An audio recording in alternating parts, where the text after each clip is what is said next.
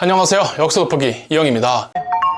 네, 여러분 식민사관 뭐 이런 말들 많이 들어보셨죠? 들어만 보셨고 정확하게 어떤 건지 모르는 분들을 위해서 이번 영상에서는 이 식민사관에 대해서 한번 다뤄보고자 합니다.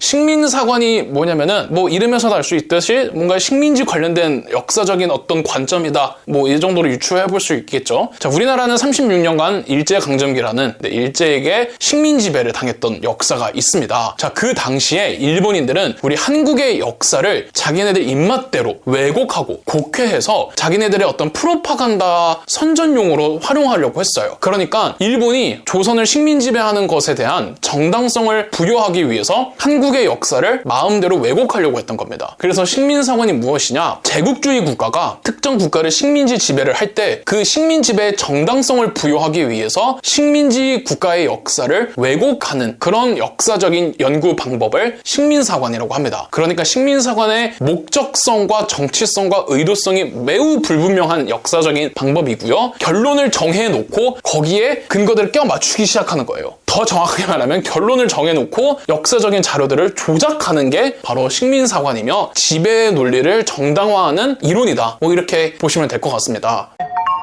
일제강점기 때 조선총독부라는 기구가 이제 식민지배 기구였지 않았습니까? 조선총독부와 별개로 중추원이라는 기구가 있었어요. 중추원은 뭐냐면은 우리나라가 일제강점기 직전의 국가가 대한제국이었죠. 그 대한제국의 강요 출신들로 구성된 일종의 일제가 조선을 식민지화하는 데 있어서 자문 역할을 해주는 기구가 중추원이었고, 그 중추원들은 다 대한제국 강요 출신들로 임명이 됐습니다. 대한제국 강요 출신들이라는 말이 무슨 말입니까? 친일파들인 거죠. 을사오적이니 경술국적이니 이런 사람들이 대부분 다 중추원에 소속되어서 조선총독부의 자문 역할로 일을 하게 됩니다. 그래서 이 조선총독부에서 중추원 실무자들에게 이 식민사관 역사 연구를 위한 그 자료 수집을 맡깁니다. 그리고 어느 정도 자료가 모아졌을 때 본격적으로 이제 식민사관 역사 조작에 들어가는데요. 그냥 역사 조작이 한 게 아니라 아주 치밀하게 그리고 굉장히 전략적으로 역사 조작을 하게 되는데요. 우선 1916년에 중추원 산하에 식민사관을 만들기 위한 역사 연구 기관을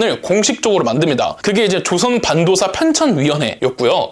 1922년에 이 조선반도사 편찬위원회를 조선총독부 산하기관으로 이양을 하고 이름도 조선사 편찬위원회로 바꿉니다. 그리고 1925년에는 아예 이 조선총독부 산하기관이었던 조선사 편찬위원회를 아예 별도의 기관으로 독립을 시켜버리고 이름도 조선사 편수회로 바꿉니다. 그러면서 이제 본격적으로 그 연구 실적들을 발표하기 시작하는 거죠. 한국의 역사를 조작하기 위한. 그리고 1930년대부터는 그 당시 한국의 대학교가 하나가 있었죠. 바로 경성제국대학교라는 대학교가 있었습니다. 조선총독부가 만든 대학교고요. 당연히 조선총독부가 만들었으니까 우리 민족적인 학교는 아니었겠죠. 유명한 이야기지만 경성제대가 서울대죠, 지금의. 경성제국대학교 출신의 지식인들이 청구학회라는 학술단체를 만들어서 이 식민사관에 공조를 하게 됩니다. 그러니까 식민사관은 뭐예요? 한국인은 지배를 받아 마땅해 라는 말을 하기 위해서, 왜냐하면 너희 역사적으로 항상 그래왔어 를 말하기 위한 논리가 식민사관인데요. 식민사관의 논리가 크게 세 가지가 있습니다. 이 세 가지를 말씀드리려고 하는데요.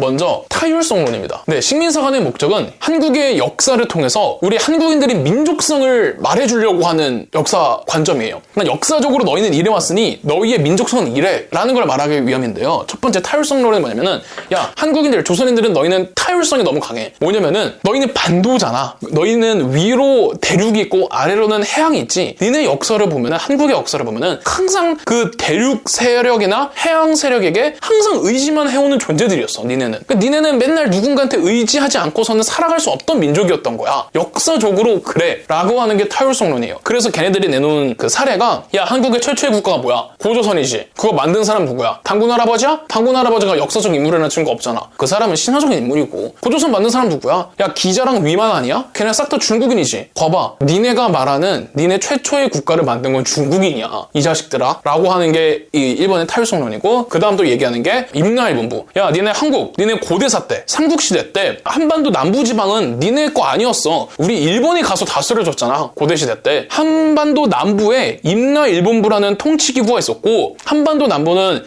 그 임나일본부에게 지배를 받고 있었고, 사실상 백제랑 가야는 그 임나일본부에 소속된 국가였어. 커봐, 니네는 고대사 때부터 일본 아니면 중국에게 항상 의지를 해왔던 민족들이기 때문에 니네는 식민 지배를 받는 게 당연해. 이게 타율성론입니다. 개빡치죠?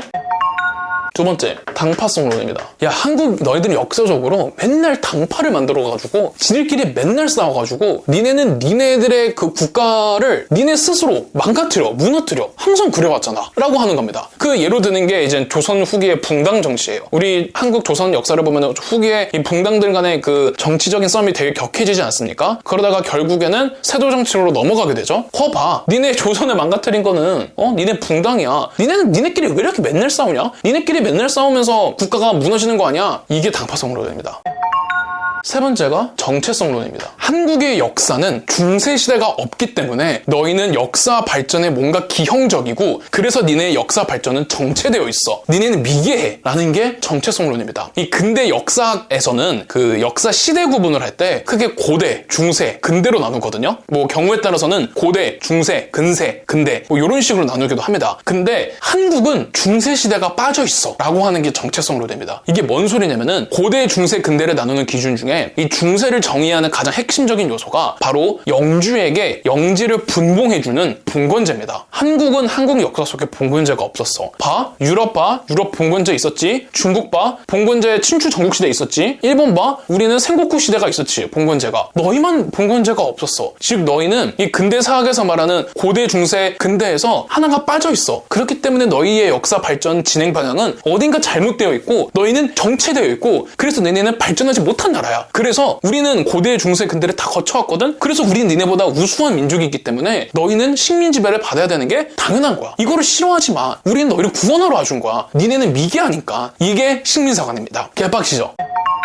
이거는 뭐 공부를 열심히 하지 않은 사람도 이거에 대해서 다 반박할 수 있잖아요. 일단은 기자조선은 뭐 당군왕검이 실존인물이 아니라고? 그럼 기자는 뭐 실존인물인가? 임나일본부 이미 부정이 되고 있는 존재죠. 그리고 임나일본부 씨 그 시대 때 일본이라는 말도 없었는데 그걸 당파성론? 세상에 정당들끼리 안 싸우는 국가가 어디 있습니까? 그럼 지네는 뭐 정당이 하나인가? 전 세계에서 정당이 없이 그냥 안 싸우는 데는 북한밖에 없지. 일당 독재 국가 이런 데들 지들도 맨날 당끼리 싸우면서 정체성론?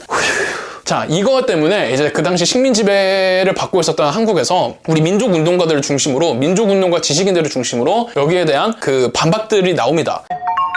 그래서 반박도로 나오는 것들이 첫 번째 민족주의 사관이 있었습니다. 뭐 박은식, 신채호, 뭐 안재홍 이런 분들이 열심히 연구했던 사관이 이제 민족주의 사관인데요. 박은식, 신채호, 안재홍 이분들은 한국의 고대사에 되게 집중을 많이 해서 한국 고대사적인 측면에서 역사 연구를 굉장히 많이 하셨습니다. 그래서 한국 고대사 속에서 자주적이고 주체적이었던 사건들을 굉장히 조명을 하고 뭐 을지문덕이라든지 연개소문이라든지 이런 좀 약간 철인던 역사적 인물들을 굉장히 많이 조명을 하고 각광을 주면서 우리 한국인들만의 어떤 그 주체성, 자주성을 굉장히 강요하면서 타율성론을 반박을 했죠.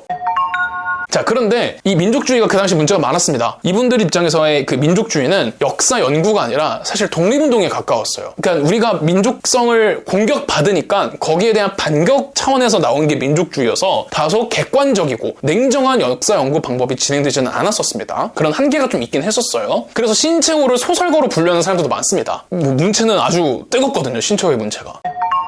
자, 그 다음이 이제 사회경제사학입니다. 우리가 역사는 항상 정치적 사건만 다루죠. 하지만 역사라는 건 사람들의 그 삶의 궤도가 누적되어 오는 과정이기 때문에 정치 말고도 뭐 여러 가지로 조명을 해볼 수 있잖아요. 그 중에 이제 사회경제적으로 역사를 조망해보는 그 역사 연구 방법을 이제 사회경제사학이라고 하는데 이 사회경제사학을 주도했던 역사학자가 이제 백나문이라는 사람이었고 백나문은 이제 마르크스 유물사관에 입각을 해가지고 정체성론을 반박했습니다. 야, 우리가 중세시대가 없다고? 아니야, 있어. 우리도 근대사학에서 말하는 고대 중세, 근대가 다 있었어. 조금 다르긴 하지만 유럽식은 아니지만 어쨌든 우리나라에도 지주제도라는 게 있었고 그 지주제도가 사실상 유럽에서 말하는 그 봉건제의 핵심과 맞닿아 있기 때문에 세계사적 보편성 속에서 우리나라만의 어떤 특수한 그 중세시대가 있었던 거야. 니네 중국, 일본 봉건제도 유럽이랑 완벽하게 같다고 할 순 없잖아. 이러면서 이 정체성론에 반박을 했습니다. 뭐 이런 말도 맞긴 맞지만 사실 그 고대, 중세, 근대를 나눈 이 역사 구분 기준 방식은 유럽의 역사를 연구하기 위한 방식이에요. 이거를 동양에다가 대입하면 당연히 안 맞는 부분들이 있죠. 유럽식의 역사가 무조건 옳다고는 할 수 없는 거잖아. 유럽은 유럽만의 역사가 있는 거고 동양은 동양만의 역사가 있는 거고 그런데 유럽의 역사를 동양에 대입해서 야, 니네는 없네. 니네 역시 미개해. 라고 생각하는 것 자체가 미개한 거죠.